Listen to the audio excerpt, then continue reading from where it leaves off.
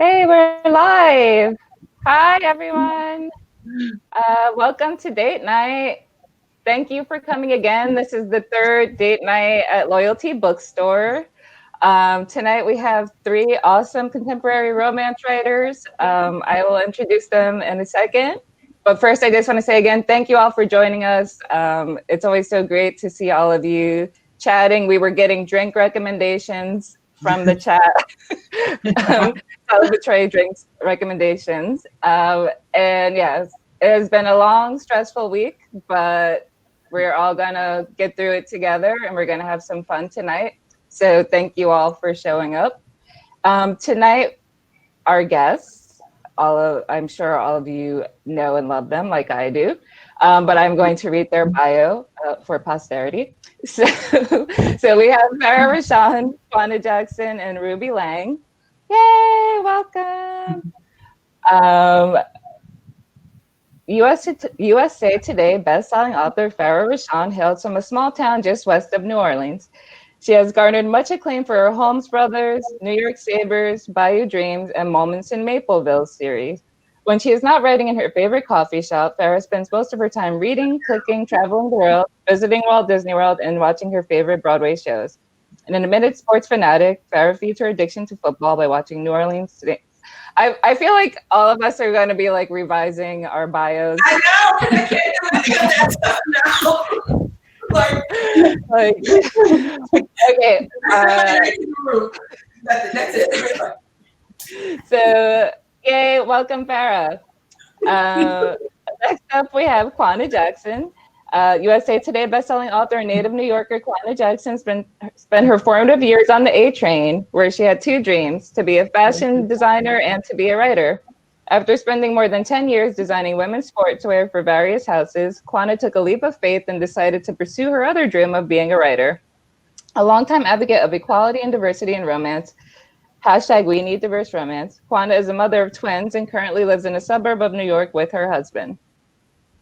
And then we have, yay, Quana! And then we have Ruby Lang. Ruby is the author of the acclaimed Practice Perfect series and the Uptown series, which we will be discussing tonight.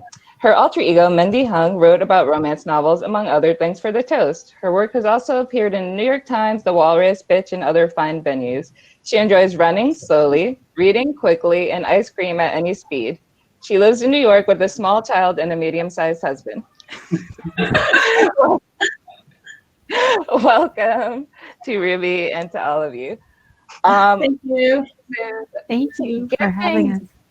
Yeah, to get things going, I am going to have each of you describe your most recent release or your upcoming release. So we can start with Farrah. Farrah, you have a book coming out next week. Can you tell us a little bit about that? Yes, well, it actually comes out in a week and a half. And a week and a half. What time? Sorry.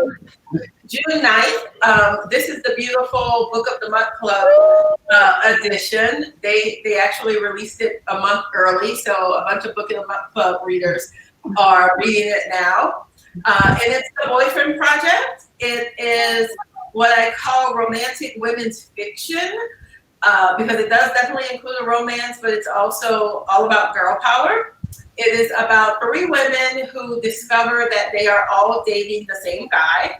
And they discover this after one of the women live tweets her date from hell with him. All three women confront him, and once they kick him to the curb, they decide to get together and work on themselves. They make a pact not to date for 6 months while they each work on these little projects that they've had going. But this cute guy starts working at Samaya, the heroine. He starts working at her firm and throws a wrench in her plans. So that's the gist of the Boyfriend Project. Like I said, it's a romance, but it's also really about the friendship of those three women and the sisterhood that they form. So that's it. Yay. Quana, can you tell us about your latest release? Sure. First, I want to say I love the Boyfriend Project. So everybody pre-order it. It is my favorite book. So mine is Real Men Knit. Look, I have it all around me because I love it so much. So funny. Okay, I'll put it away now. Real Men Knit. I'm stealing from Farrah just like right out of her mouth. I love this term, romantic women's fiction, because I have such a hard time describing it because it's really not just, I don't want to say just romance, because I always set out, people say, what do you set out to write? I usually set out to write a romance, but it is women's fiction, even though a lot of men are reading it now, thanks to my husband who has recommended it to all his lodge brothers. So I'm getting all these pics of men holding the book, and they hold, it's so funny, I'm going to put it up on Twitter probably next week. They all, when they send my husband pics of it, they hold it like this, like it's a mug, they go like this. Holding it, that they bought the book and they're reading it. You'll all see it because I've asked if I can post pictures. But Real Men Knit is about four adopted. They're all adopted from different backgrounds. Adopted brothers who, when their mother died, when their adopted mother suddenly passes away, they are left to either sell or run her yarn shop.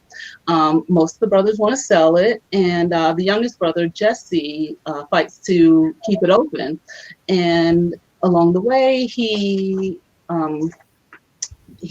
sort of, I'm terrible at describing my book. I should know this. It's like I wrote it. He and the shop, the girl who works in the shop, who's been working in the shop for a long time, Carrie, work together to keep it open, and they find love along the way. I am really bad at it. It's a good book. It's a good book. It's a good book, but it's called Real Men Knit. All the brothers are from diverse backgrounds. They all knit. They're all hot, and that's Real Men Knit. Okay. And Ruby, can you tell us about your latest? My latest, the Uptown collection, came out just Monday, actually, and it has all three previously released books. First one is Playing House, which is about a couple who end up in a fake relationship while going around and looking at real estate, historic homes, as one does when, you go out and look at real estate. You pretend you're a couple and you go into houses and you go, I could put a bed right there. And so that's the first book. And the second book in the collection is Open House, which is about a battle over an empty lot on which there is an urban garden. And so the real estate broker, it's an enemies to lovers story about a real estate broker versus a rugged urban gardener, just sort of trying to figure out what to do with this lot. And then the last story is about a long divorced couple who end up as roommates because the rent in New York City is too high. Sure is. It sure is. And it comes out in paperback June 30th. So I'm really excited about that because I'm like, here's my book. It's virtual. but it came out on Monday in ebook, and it'll come out in paper on June 30th. So I'm excited. Yeah, that's awesome. Yeah.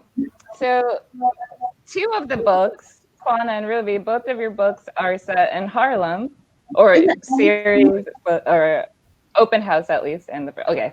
Anyway, New York, Harlem. My brain's not working too great today. We're going to get through this.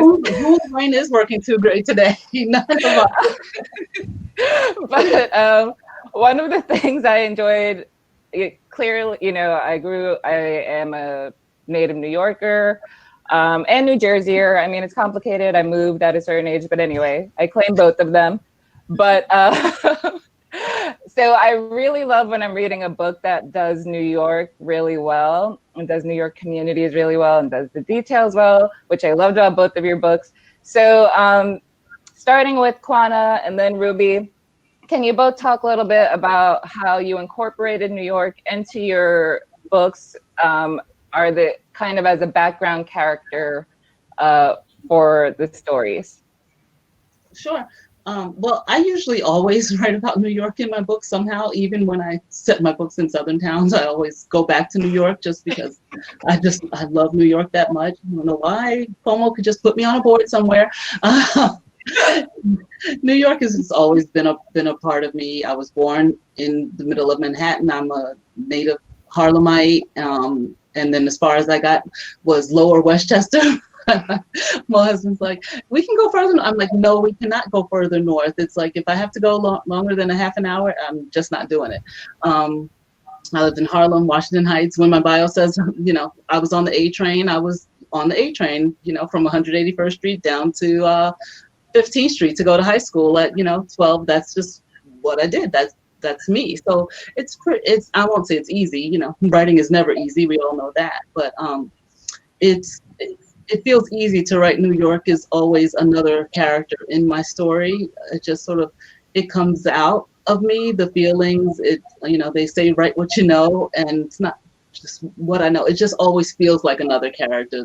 The city, the feeling, the people, they're always there. So I was very happy to set Real Men Knit intentionally in Harlem. I would sort of make New York a backdrop in different spots, but I really intentionally put Harlem and this very small part of it, the small neighborhood, as a focal point in this series. So I'm thrilled about that, because it's really exactly where I grew up. I wanted it to be the small the tenements, the projects, the fire stations, everything. So I feel good about that. I feel good about that because I really want this series to be not just a love letter to the people there, but to the neighborhood and to the community. So, yeah.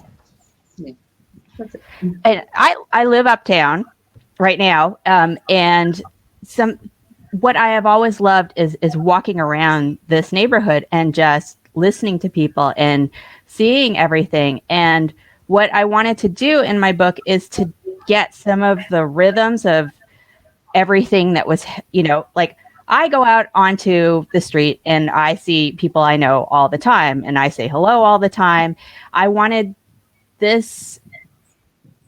a reflection of something of the New York that I see to be out there in a book.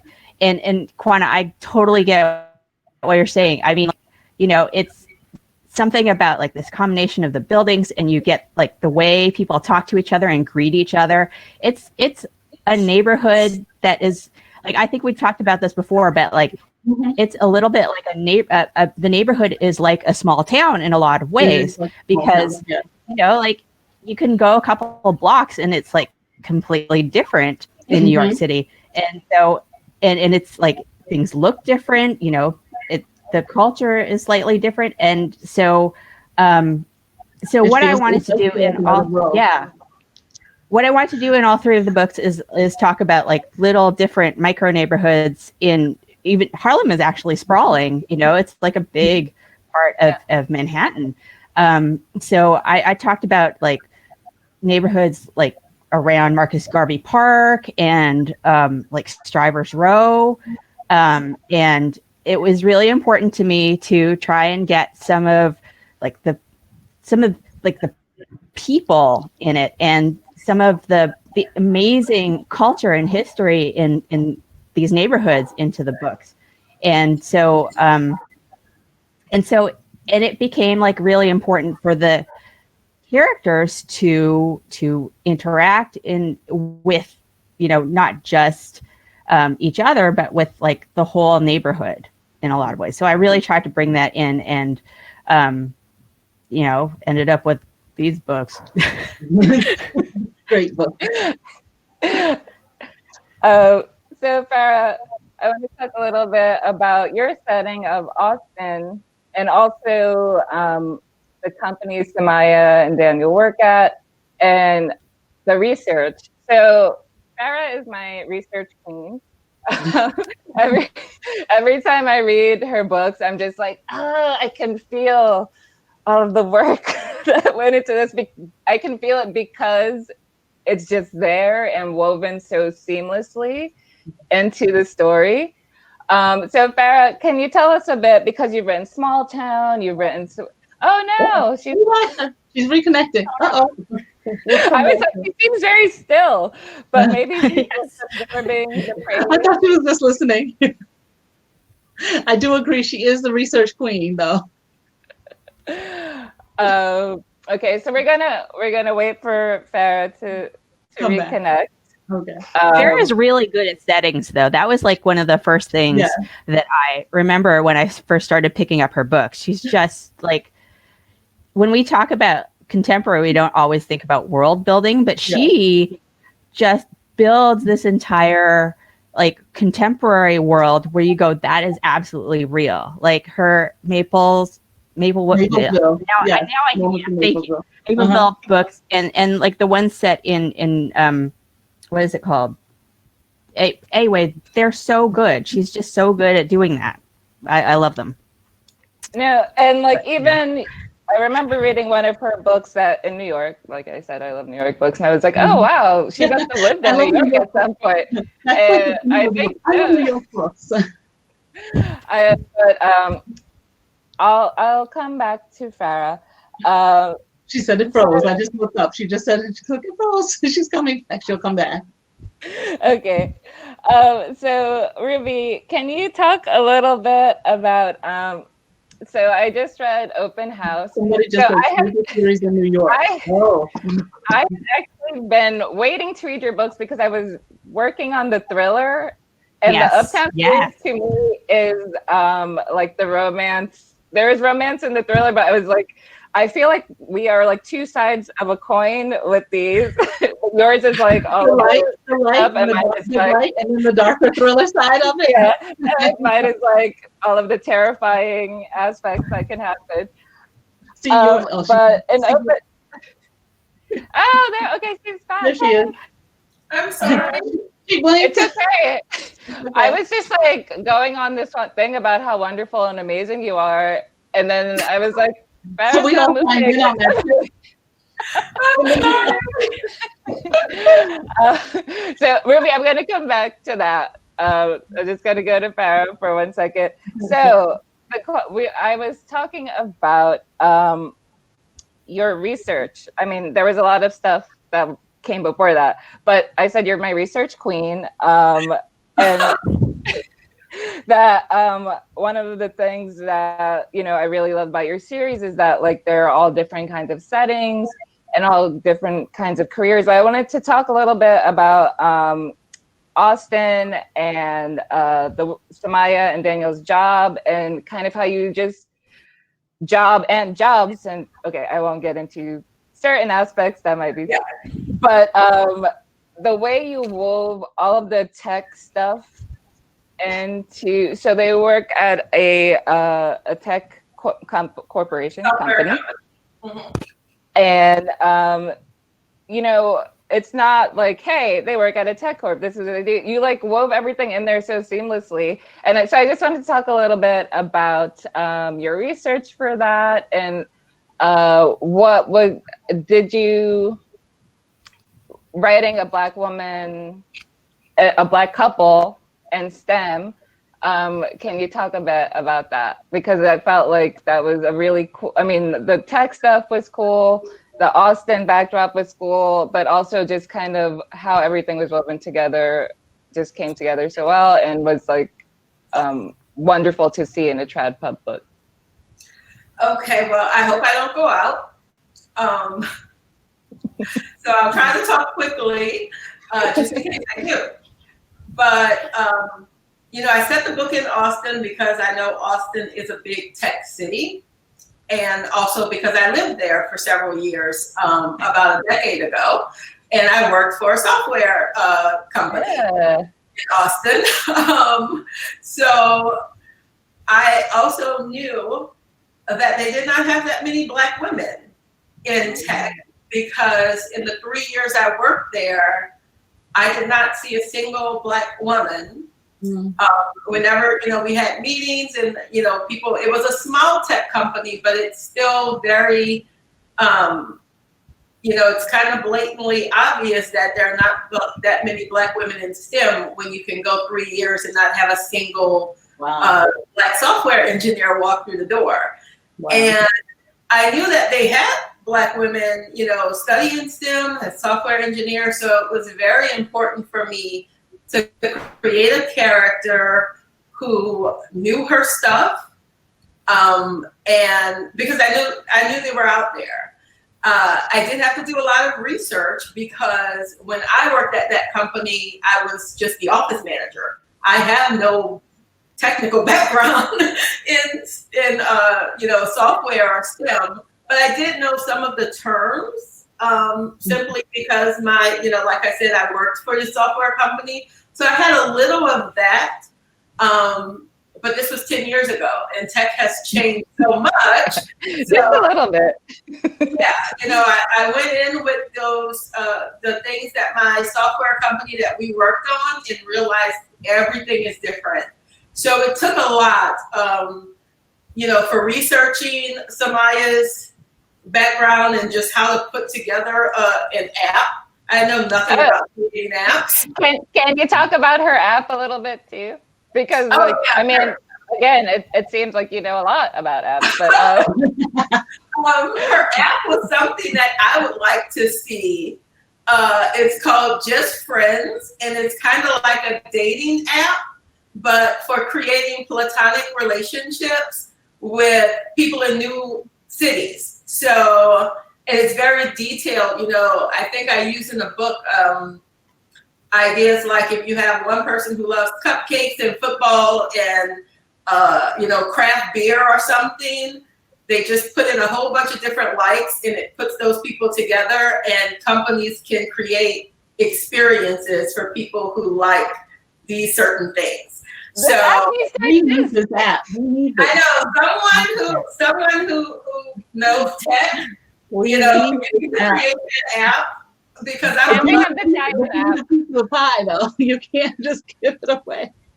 I can do anything with it. I'm a fiction writer, so if someone else you need to get the power. Just give me a lifetime use of the app, and I'll be fine with it.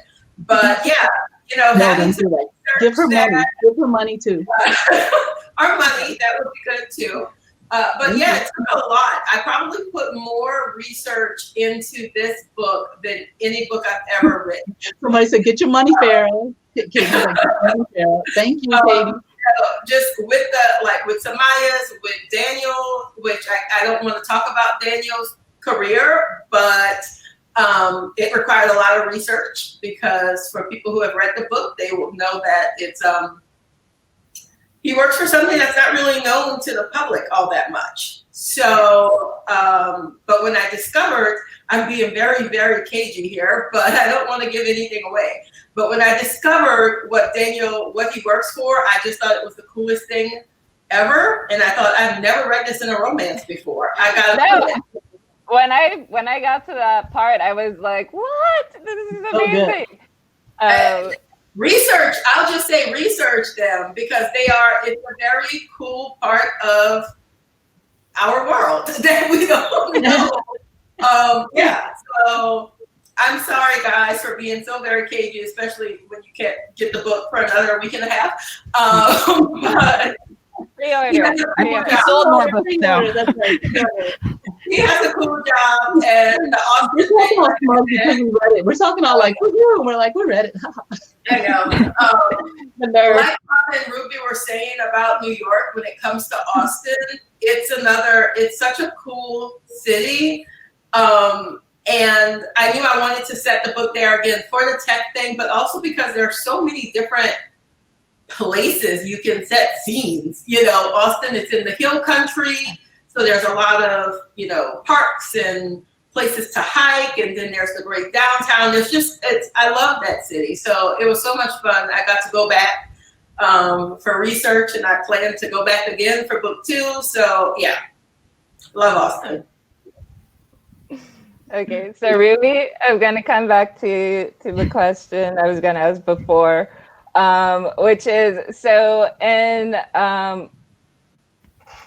House Rules, the trope is, I love the tropes you kind of mash together, which is like forced proximity, second chance romance with people who were married already. So it isn't like, oh, we dated for a couple of months and it didn't work out, but like who kind of had this really huge life-changing moment together, made this commitment to each other, and then divorced, and then come back together in a way that was like, to me, felt very realistic.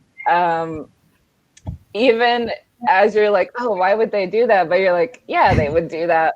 Like, you don't want to live with a stranger in New York. So can you talk a little bit about writing a couple that has already been married and kind of why that appealed to you and what went into that for you? Yeah. So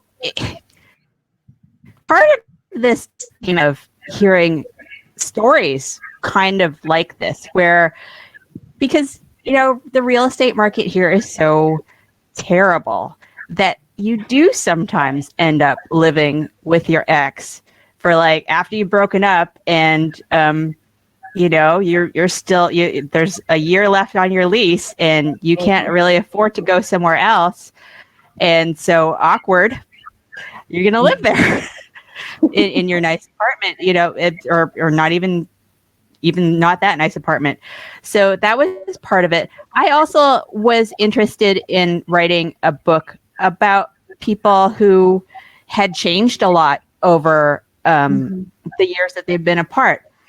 Something that I really love about romances where people, reunion romances or second chance romances, is just seeing how characters develop, over time. Like the things that broke you apart when you were, I don't know, like 24 or 25 in their cases, in this case, the characters are now in their 40s, and they have, one of them Lana, has changed careers. She used to be in the same grad school program as Simon, her ex-husband. And, part of it was that part of the reason why they broke up was also because she couldn't be in the same program as him. She didn't want to do the same things as him, and he couldn't understand why. So I really wanted to look at, and as a person who is in my 40s, I was interested in how we still change when we're older. Like, when you're young and you're discovering yourself, it's like, yeah, people expect you to be looking for what you're trying to do. But I can confirm that I still do not know what the heck I'm doing half the time. So I was really interested in exploring that. And, and then so the added pressure of living here and being a person who, doesn't necessarily have all the stuff that you're supposed to have. Oh no, Farrah's gone again. She'll be back. Yeah. She'll be back. Okay. Oh, okay. There you are. So I really wanted to look at that. I really wanted to have like a sort of variety of ages who throughout the whole series that I was looking at, because I wanted to look at, like, part of it is I wanted a little bit to swoop in to like certain situations in the setting that I had, and then also sort of like pull back every now and then and like look at just different people living in this city and trying to do what they can do. So I really loved the fact that they were a little bit older, and I loved looking at just how they'd changed over the years without dwelling on it too much, but just like and having them see each other through a new perspective. Yeah, I like that aspect too, and I like the idea of things they thought they knew about each other that they actually didn't know about each other, or things that they never found out because of who they were at that time. So I thought it was like a great reflection on like relationships, how they can be for people when they're in them, and also for them to reflect on them later by meeting each other again. So it's a great older main characters. I mean, when I say older, I mean many romances have characters who are like 20 something. I mean, I'm almost 40. They're normal age. They're normal age. But for publishing, older main characters, and also kind of reflection on their relationship, which I really enjoyed. Thank you. Quanah, so one of the great things about Real Men Knit, first of all, is the concept of. Can you talk a bit about, so the series is these four brothers who were raised by the foster mom turned adoptive mother, their mother, Mama Joy, who runs a knit shop that is kind of a hub of her community, but also kind of the subversive idea of the heroes of these books being the one. I mean, in the first book, the heroine is associated with the shop too, but the heroes of the books being the one who grew up in this environment with knitting and crafting, when in society at large, knitting has kind of had, kind of looked down on, crafting is looked down on because it's seen as a feminine and therefore not consequential activity. When, I mean, I don't knit. It's difficult. I love how they look upon these things as female versus male things. Nice. But like, basically it's like coding. It's very difficult and you produce amazing artwork. But it has been kind of derided as something like, oh, that's just like for old ladies or whatever, which is wrong. And so I used to live in Brooklyn. I lived in Williamsburg for a while. I lived in, I would take the L train, the A train, the G train, and I would see men knitting on the train. And I feel like it's this weird gendered expectation with knitting that you kind of turn on its head a bit with the book. Can you talk a bit about how you came to do that, or what were your thought processes when writing that? And did you have any particular goal with doing that? Well, when I first decided to do the series, I thought of it now it's 5 years ago, something like that, when the Ryan Gosling "Hey Girl" memes were going around and they were talking about, oh, how hot he was knitting and things like that. And I was like, that's a great idea, guys knitting. But even before that, people who know me know, well, it's in my bio, I'm a twin. I'm a mother of twins, and my twins are boy-girl twins. And it's funny, I always call them the opposite twins. One's up, one's down, and they're still the same way. They're later, no, not later. Well, they're getting in their later 20s. I'm getting up there. They're 26 now. But having, raising boy-girl twins, I always, they did very sort of what people would consider gender-specific sort of activities and things, but also, they're twins, they're boy girls. Like here's your we had a lot of the same outfits, same toys. It's Christmas. Yeah, we had dolls, we had cars, things like. But everybody plays with everything. And I was a fashion designer. I'm very much I'm not great at any. I'm the type of person who always has to work with her hands. Always has to be creating something, doing something. I love reading books, libraries, crafts, those kind of things. And I wanted my children to enjoy that. So if I'm teaching my daughter to knit, I'm going to teach my son to knit. So of course, I'm not going to teach one a craft and not the other. I think that's the most ridiculous thing. I'm the only daughter, the only girl who grew up with brothers. And I consider myself pretty handy around the house and everywhere else. So it's like I would put together my brother's Hot Wheels and play with their toys on Christmas and things like that. I was that girl. So, it's sort of, the idea of men knitting was not a foreign thing to me. When I saw those memes and they were going on, I was like, guys knitting seems like a great concept. Some people felt that, well, why don't you do the knitting shop and have the guys, maybe come in and learn? I was like, why can't guys teach? Men always were knitters back in history. They had to learn to knit. It's like the Irish fishermen, the soldiers who had to know how to fix their socks, So I just thought it would be a great thing. And I was lucky enough, Farrah knows this, my agent, when I pitched the idea, have the right, the right agent. When I told him the idea, I have a male agent. I told him the idea of male knitters, and he was like, "I love it." He goes, "You know, guess what? I knit." That's I awesome. love the idea. We're going to sell this idea. So I happened to have an agent. When I told him it, he says, "I love it. I knit." And that was it. I taught my son. When I did teach my son when he was young, he forgot. I retaught him. He loves it. I taught my husband. Oh, we lost Alyssa. I'll continue for the class. I taught my I husband. can hear you. Oh, you can hear him. I can still see Alyssa. For the book. And actually my husband he continues to knit. He finds it very meditative. He enjoys it. I think it's a great thing. So that's where the idea came from, you know.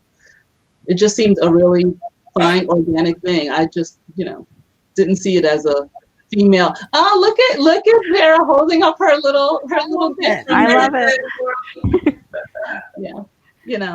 And there are lots of wonderful yarn shop stories that are run by women, but I just thought this would be a great thing. And just to not go on long about it, I thought it would be also a great way to show men of color in a different light, show their side, their more sensitive side, which is not always shown in books and entertainment. I hope one day on screen, because the men that I know, like my husband, son, brothers, are all very sensitive, crafty.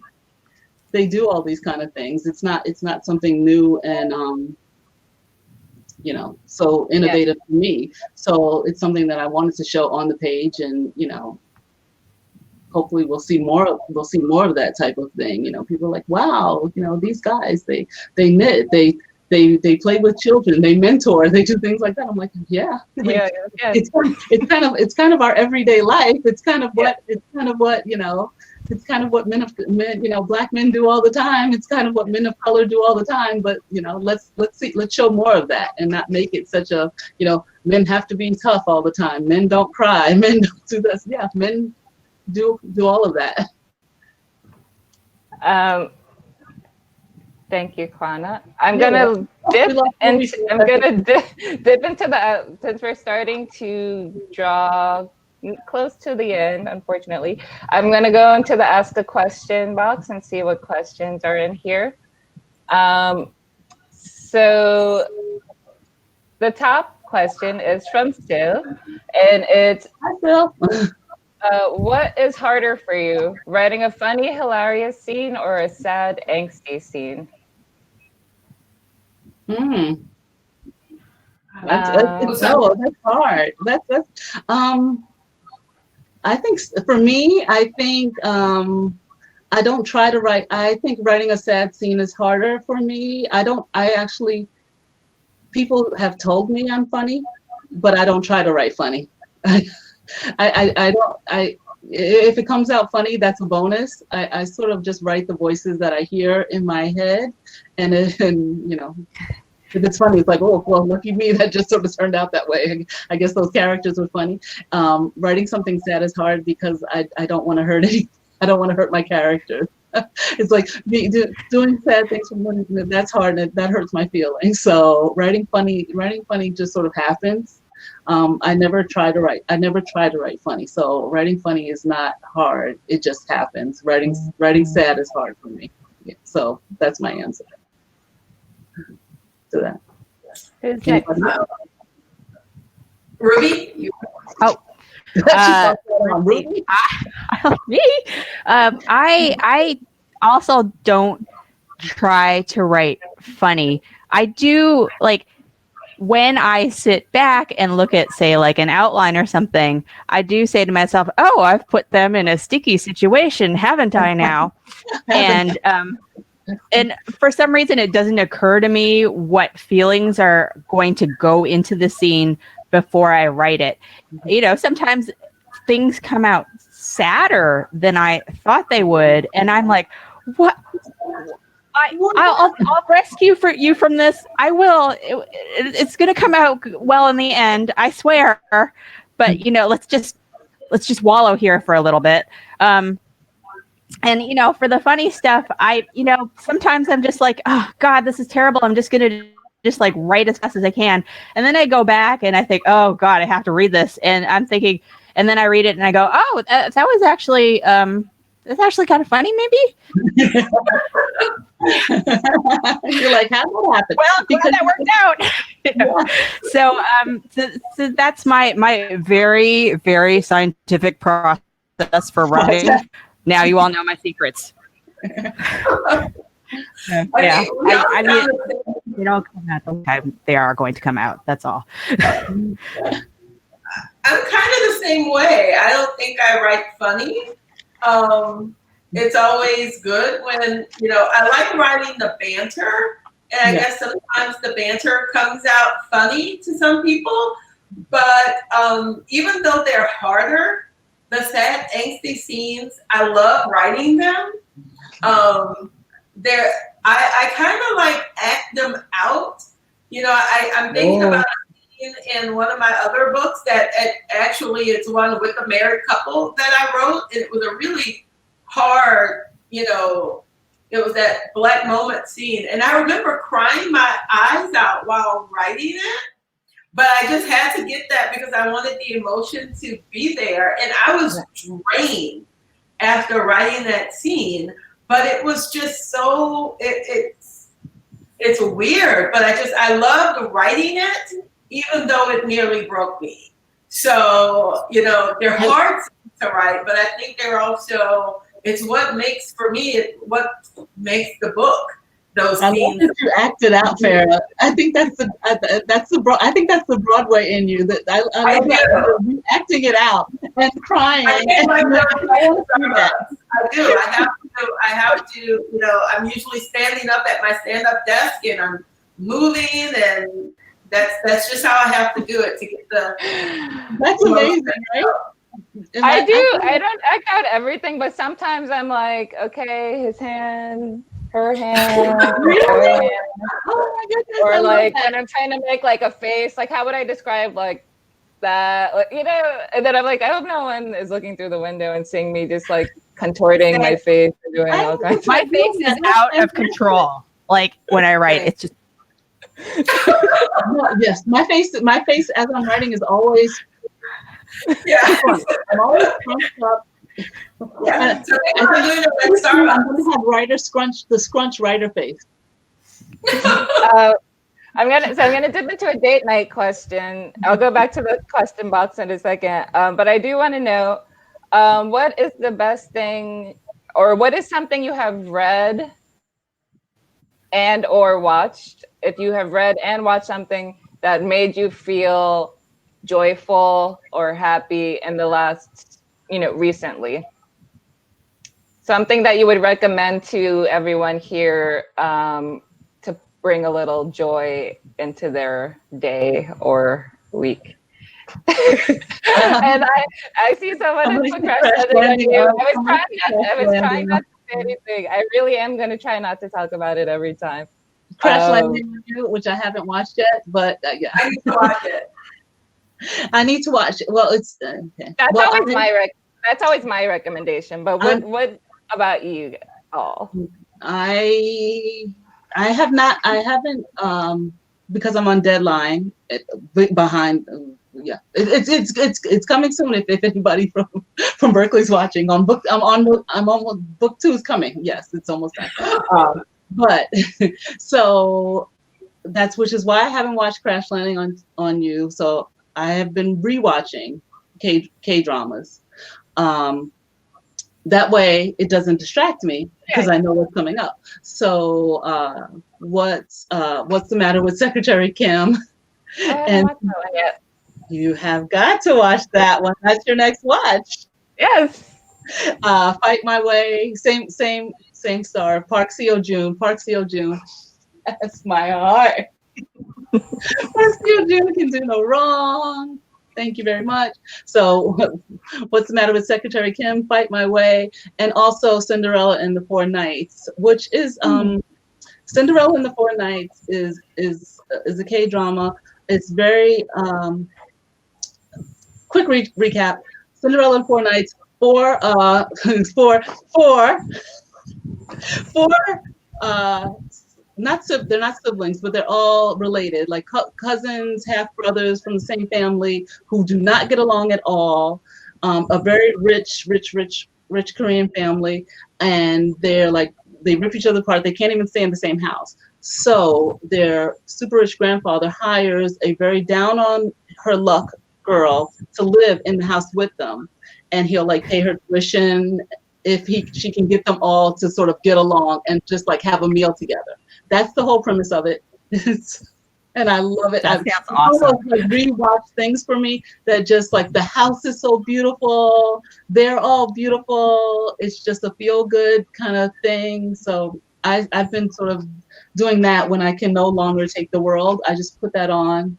And since you have to read subtitles because I don't speak Korean. One day maybe I will, but I can actually still write and know that that's sort of there to comfort me on the screen. I do that sort of thing. And my husband doesn't understand how I could watch and have subtitles over there and still write. But if you watched it already, then it's cool. Yeah, if I watched it already. I've written tons of books while watching K-dramas. I can do it. I've done it. So, but I can't watch something new because then I have to pay attention. So that's why I haven't watched Crash Landing. Okay, that can be your treat when you're done. That's my treat when it's done. Farrah, what about you? I recently binge watched the Sweet Magnolias, the Netflix series. I actually didn't realize it was based on the Cheryl Woods book because I've only read one book out of that series that I'm hoping season 2 is about. Dana Sue's book, but I really loved it. And I'm not a big binge watcher, but I watched it in like within 24 hours. I think it's tragic to have Heather Headley in a show and not make her sing, but maybe next season.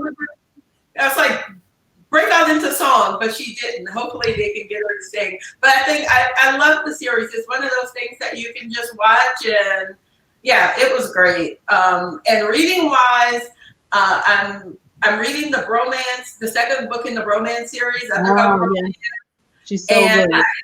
And I just finished, people can't buy it yet, but I just finished Kim Tip Dunn's new YA, Dating Makes Perfect. I'm so jealous. I was so lucky to get to read an early copy. It's so good. It's so sweet. It's about Thai American, high school kids. And it's great. It is great. Wait, what is the title again? It's called Dating Makes Perfect, and it has one of the prettiest covers I've seen in ages. So yeah, pure joy. That brought pure joy to me this week. So yeah. And Ruby, what about you? So I am usually like about 10 years behind everybody on pop culture, but I loved Pitch, and it came back to streaming, but something that really gave me a lot of Pitch feels was Nicole Fall's The Change Up. Yes. And she also has another book out now, which I haven't read yet. And I'm saving that for like one of those days where I really need it. But it was, it is less angsty than, Pitch is, like the relationship with the father is was so fraught, and, there's so much pressure on her. But, and the Nicole Fall's book it's really wonderful. It's set again in the sports world, and it's a little less angsty, and I think I need that too. It's the heroine is just really, I love her attitude, and she's just so confident, and like the opening scenes are just so great. Like she's in this sort of amateur pitching contest for like a during not intermission, but you know what I'm talking about, and she just sort of blows everybody away, and it just grabs you, and I loved it. I loved it. I love the way Nicole Fall writes dialogue, so it was just really fun, and it gave me all those she's feels. really hilarious. Yes. Wait, so that was great. I'm looking for the color. It also has a really great cover. Great cover. Yes, the cover is so good. The covers are so good for this series. So, I missed it as well.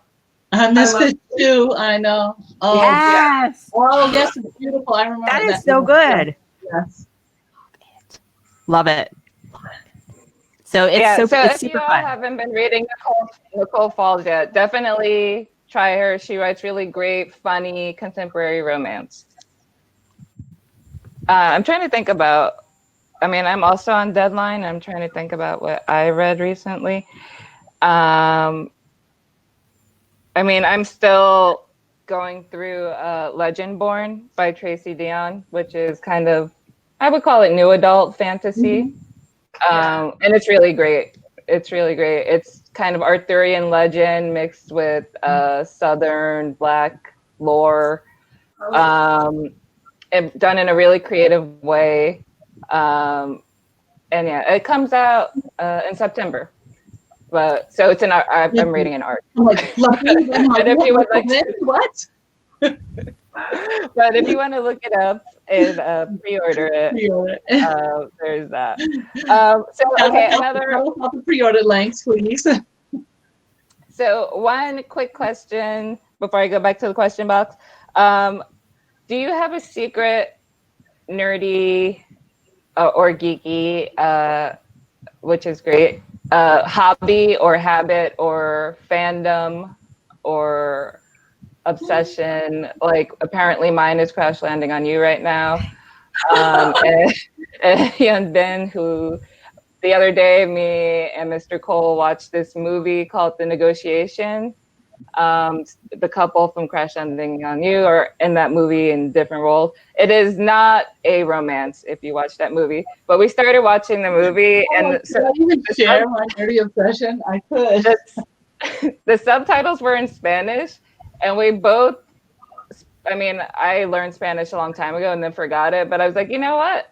This is a good opportunity to practice.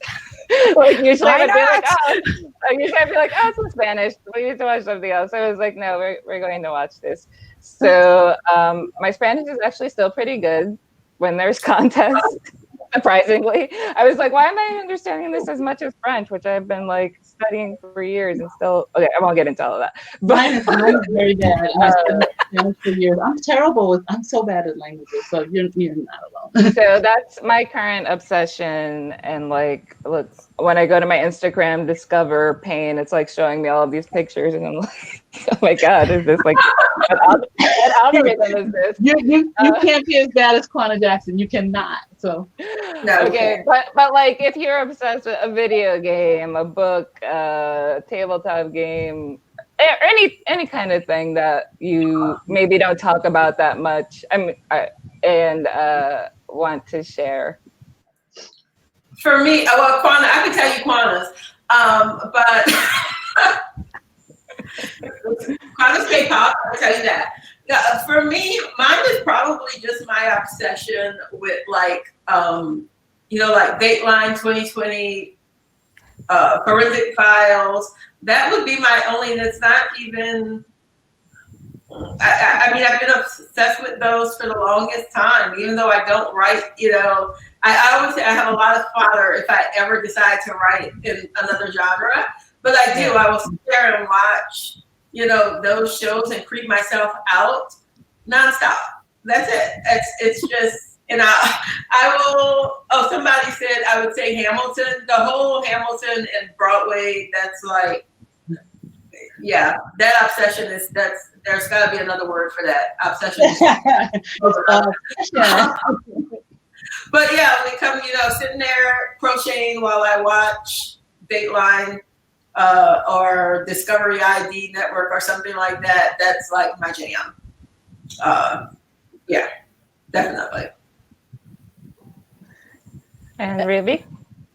So I have been doing a lot of online puzzles, basically. Yes, I am that person. I also am really obsessed with the New York Times Spelling Bee game, which is basic. Like, we have this whole routine with my family now where we have a song that we sing after dinner to get my husband to bring the laptop out so we can all sit down. Like This is my adorable. daughter and I will start going B time. We can do the B time, B for you and me. And we sort of dance around singing it while my husband ceremoniously brings out the laptop, sits on the couch, and we settle on our sides. And then we do it. And then there's this part where if you can get like the New York Times spelling bee game. And if you're supposed to like try to use all the letters in this array, and if you use all the letters, it's called a pangram. And so when we get the pangram, we shriek. And then if we solve it, which we usually do, thank you very much. When we solve it, I have now taught my daughter to sing "We Are the Champions," and so that's been really fulfilling for me. So yeah, that's amazing. I will share how embarrassing my obsession is. So embarrassing because she goes, Quanah's with K-pop. I'll tell you Quanah's, and I'm just looking around because you can't see on camera because I am like sophisticated, adult author person, Of course, yes. who writes books. But if you go to the side where you cannot see on the floor, there's actually where I'm trying to make my daughter as obsessed as I am because she's the appropriate age and I'm not. You'll see on my floor, there's a poster that I don't have hung because I can take it down at any time of God 7. Like, I love her. I love it. Prudential Center. It's so good. And I brought it home late at night and put it on my floor. Oh, and this is JB, who is my lupus inspiration in Real Men Know It. So when I brought it home and put it on the table, and my husband, who is appropriate age for a husband and father of 20-something-year-olds, and I went to bed and I had my light sticks. I have light sticks. And he's like, why is there a TV poster on my coffee table? And I was like, that's book inspiration. It's book inspiration. Don't worry about it. I go to my office. So Quanah is secretly, she's going to be 51 next. I'm showing my expression. She's going to be 51 in a couple of weeks, and she's going on 14 still. Hey. This is a poster of prints that my mother mailed me because she knows my other obsession. These are the things that give me joy in life. I just hide them in this room. My husband, he's realized that, I am who I am. And listen, he knew what he signed up for when he married me. She's not changing. Okay, so we are actually a little bit over time. I was going to ask Quanah if she had memorized any dances that she could do. But I'm not that good. But I have found the YouTube channels that do teach you the dances, and I'm not coordinated. When you learn the dance, send us the video, post the video online. No, I'm not going to do it. But the last question I'll ask is, what are you all working on right now? Or what do you have next? If not, what are you working on? Okay. What can we look forward to from you, starting with Ruby? So I guess what is coming out next is the Uptown collection in paper. So that'll be awesome. I'm really happy about that. And also I am working on a story about a washed up pop star and a scientist. And there will be some forced proximity again. So I'm really looking forward to putting them together, smushing their faces together. So yay. That sounds awesome. Thanks. Okay, Quanah, what are you working on?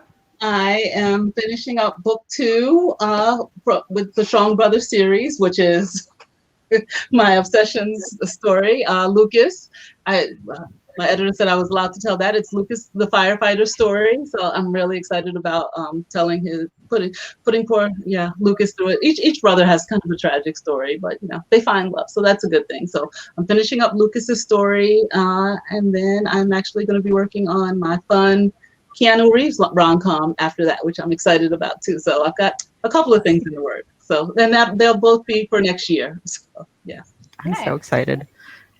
And Farrah, what about you? I'm working. Well, no, I'm finished. At least the first. I turned in the second book in my series. I shared the title last night, and I wasn't sure if I was supposed to, and I'm still not, but I'll share it anyway. It's called The Dating Playbook, and it's Taylor's story. She is my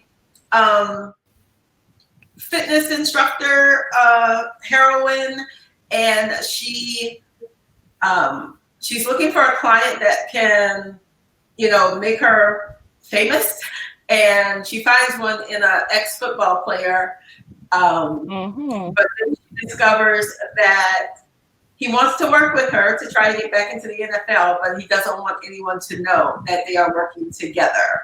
So that's kind of where they clash. So that will be again next year, and it's called The Dating Playbook. Yay. Okay, thank you, all of you. I'm looking forward to all of these books. And thank you to everyone for coming out tonight, for joining us for date night number 3. If there are any last questions? Let me see. Thank you, everybody, for coming. Yes, thank you. It's like, yay. This was so much fun. This was fun. All right. Thank you. I needed this today. Yes, thank you. I feel so much lighter after this event. So thank you, all of you, for coming, and thank you all for talking about your books with us. And I will see you next time, and I will see all of you on Twitter. And all that sort of fun stuff. Thank you. This was so great. Good night. Good night, everybody.